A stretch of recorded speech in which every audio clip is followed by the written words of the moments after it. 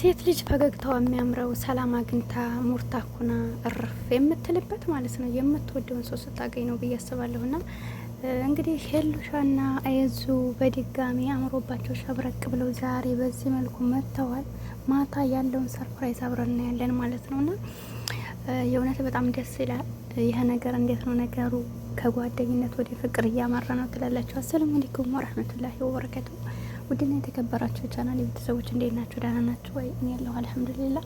ለቻናል አዲስ ከሆናችሁ ላይክ፣ ሼር፣ ሰብ እያደረጋችሁ አበረታቱኝ። ከጎን ሆናችሁ ለምታበረታቱኝ ውድ ሀገሬ ልጆች ከልብ ነው ማመሰግን እና ሄሉሻ እንግዲህ በዚህ መልኩ መጥተዋል። አምሮባቸው ሸብረቅረቅ ብለው ትላላችሁ። እንዴት ናችሁ? ምን ላይ እንዲያቆምኩ አላውቅም። ያው ታውቃላችሁ እንግዲህ በመሀል እየቆምነ እየተቀመጥነ ነው ትላላችሁ። የስደት ኑሮ እና ሁላችሁንም እስኪ ከስደት ኑሮ አውጥቶ የራሳችሁን የረፍት እንጀራ ይወፍቃችሁ፣ ይወፍቀን ያ ረብ። ደክሞናል የምር። ሀገራችንንም ሰላም ያደርግልን። ከምንም በላይ ደግሞ ሀገራችን ሰላም ነውና ሰው አገር ገብቶ መስራት እየፈለገ እንዲሁም ደግሞ ያለውን ነገር ራሱ እየበተነ እየተመለሰ ያለው ስደት ላይ ሀገራችን ሰላም ስላልሆነ ነው። የምር ሀገራችን ነገር ያሳስባል።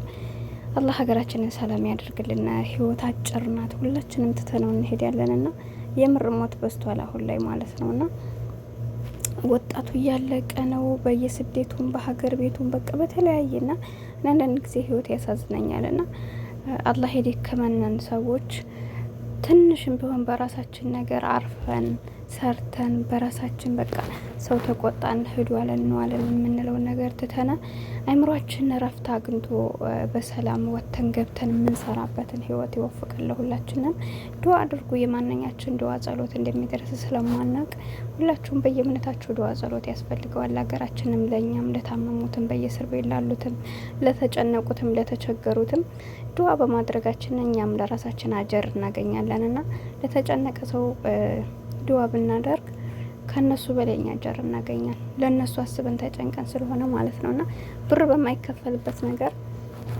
እንተሳሰብ እላችኋለሁ ውድ ሀገሬ ልጆች።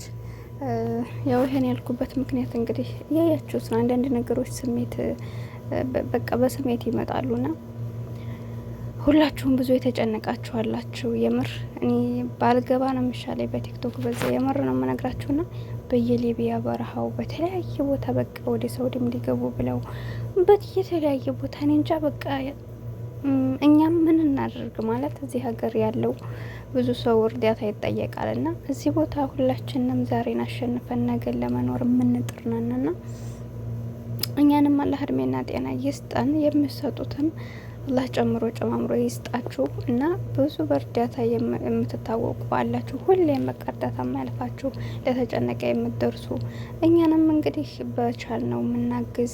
አላህ የሰጠንን ርዚቅ በሀላል መንገድ የምንጠቀም ያደርገን። ገንዘብም ሲኖር ታውቃላችሁ መከራ ነውና ያለንን ነገር ለኸይር ነገር የምናውለው ያደርገን ሁላችንንም ውድ ሀገሬ ልጆች። እናመላችኋለሁ በያላችሁ በሰላማችሁ ይብዛልኝ።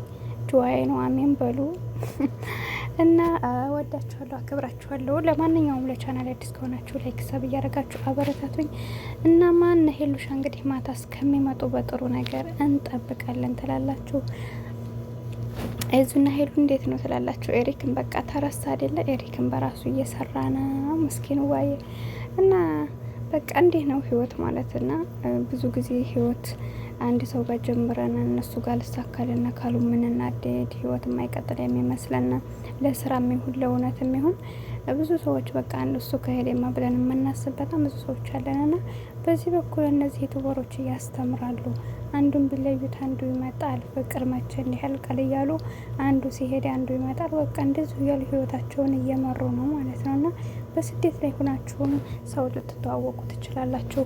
ከበፊትም ተዋውቃችሁት የመጣችሁ ልትሆኑ ትችላላችሁ። በዘመድ አዝማድም እንዲህም በጓደኛ ሰው ልታውቁ ትችላላችሁ። ግን ደግሞ ማንም ሰው ሊኖር የሚችለው አላህ ከፈቀደ የላጋ ነው እንጂ እሱ እኛ ከወደድ ነው ጋር አይደለምና እነዛ ህይወቶች አልሳኩላችሁ ካሉ ወይ ደግሞ እሱ ዋሽቷችሁ ካገኛችሁ ወይ ደግሞ የሆነ ነገር በመሀላችሁ ከተፈጠረ በጣም ታመጥን በላይ ታዘናላችሁ። ራሳችሁን ትጥላላችሁ።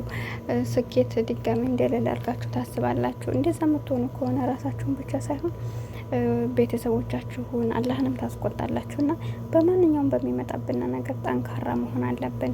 ማንኛውም ነገር የሚሆነው ኩን ፈየኩን ሁን ያለው ነው የሚሆነውና የሆነውን ነገር አልሐምዱሊላህ እያልን መቀበል ይኖርብናል። ውድ ተመልካቾችን ይህን ምላችሁ ብዙ ሰዎችን አያለሁኝ እንደዚህ ባሌ ከርቶኝ ሚስቴ ከርታኝ በቃ እንደዚህ ጓደኛ ከርተውኝ ብለው በጣም አዝነው በቃ ራሳቸውን ጥለው በሽተኛ ይሆናሉ።